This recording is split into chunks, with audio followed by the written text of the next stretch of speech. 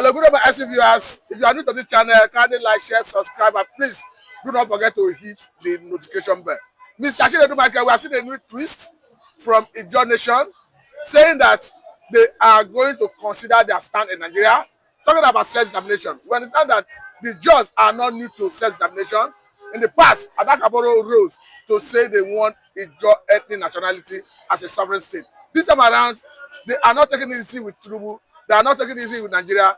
They are summoned in a meeting to consider their self-determination, and they want to collaborate with Biafra. Yes, you can see this thing rose as a result of somebody from South who came and dwarfed Ijaw's influence in Nigeria. Of course, not only in Nigeria, in South, and completely rendered them to a level of minority upon minority, minority upon minority of minority. No matter, So I think that was actually what have ignited, the anger. It's not necessarily the target on the Popo man, from Ubani area of Opopo. That Ubani area of Opopo was founded by an Igbo man. But what does it mean for Biafra struggle? If I may ask? No, what it means is that the realization. If you look at what Adekaboro actually did as at that time, was just within the axis of Bayelsa alone.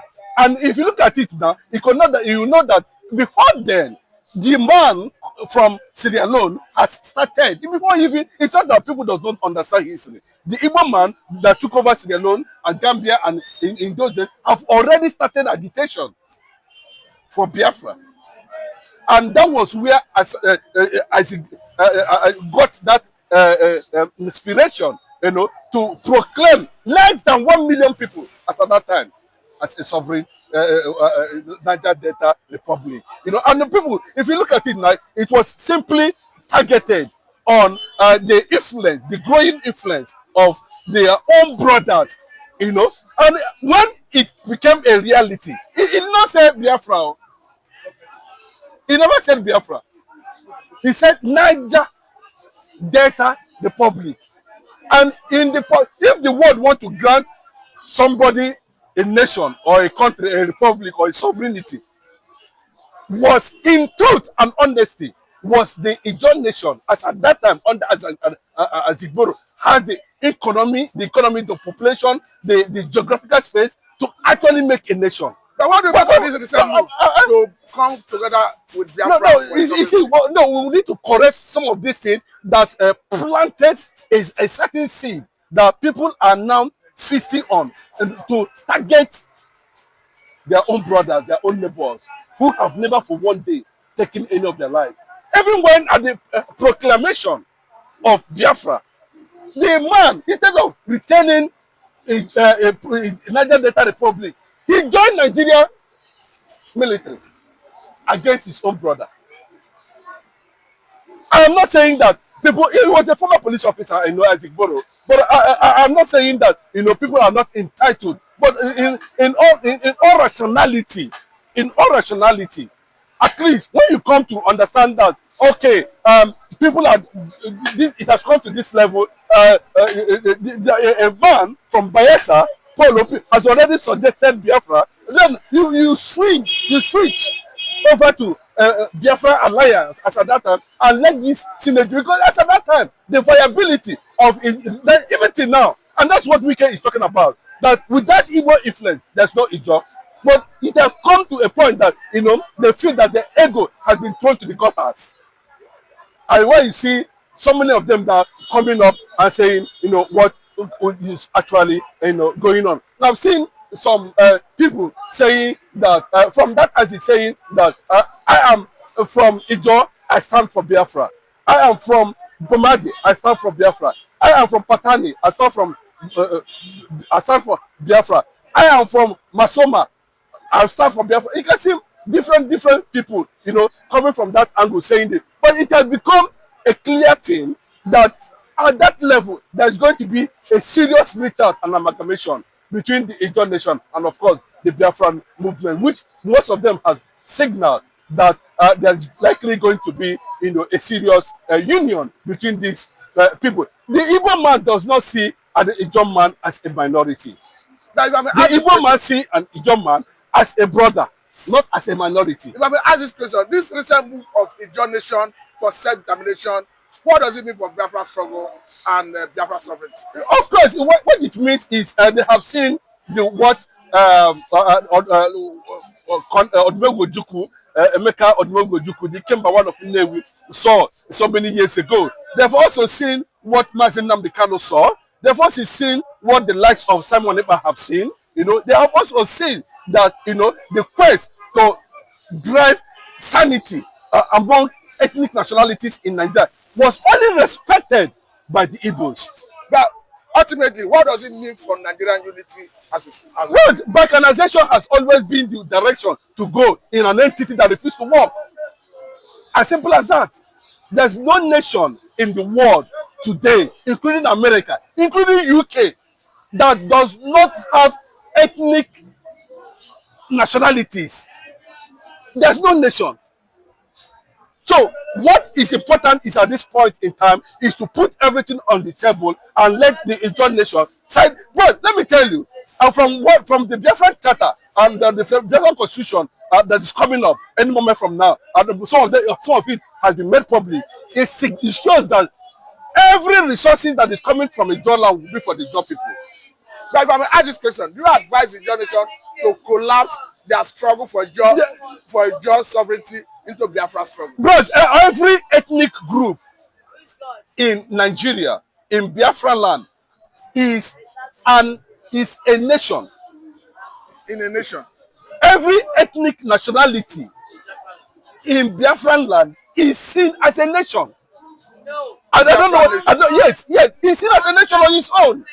But when we are talking about, union, unification, you understand what I'm saying? When you're talking about unification, when you're talking about building a synergy, a country, a solid sovereignty, we are talking about respecting the respective will and autonomy of those minorities, ethnic national minorities that make up the component of a nation, of sovereignty of Biafra. That's what we're talking about. Nobody is going to relegate. The Igbo man is not interested in whatever that is coming out from Ijaw. The Igbo themselves, as you can tell you categorically today, including control 7 states of the south, and southeast region presently now, and to an extent, Middle Belt.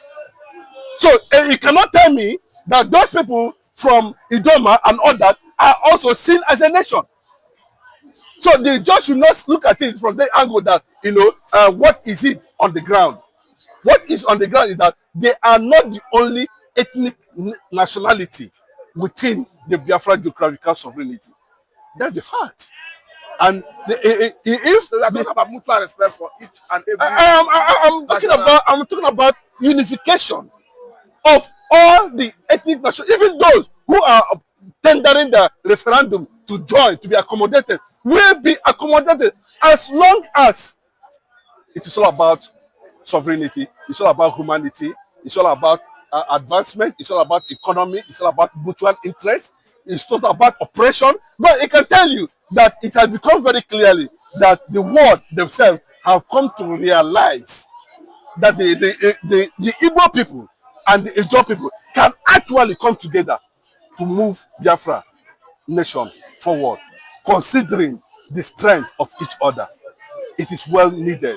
And another thing I want to add to this is that, at the present Pandev leaders and the Ijaw Youth Council have already signified that this is the direction we want to go. And if this thing has come to this level, what is there that is remaining?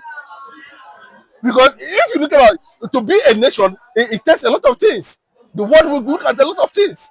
So what that self-determination movement is signaling is unification with the Biafran sovereignty. That's what it means. The Idoma people are also signaling. The Ambazonia, we are looking at the expansion, because of the maritime strength that is attached to it. So I believe in the present day leadership of Pandev, what they are trying to do, because what has happened to Fubara today is an embarrassment to the Ijaw people, as who have worked successfully. If I can quote Asari Dokubo, Tombolo, Ateketom, and so many of the ex-militants in this regard, they became up that, but I'm surprised that most of them are coming out to say that it was the Igbo people that have been ruling River State. But it wasn't, you can see how they were hiding under certain umbrella.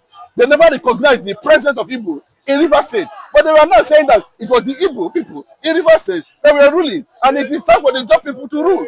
And I am in support of that.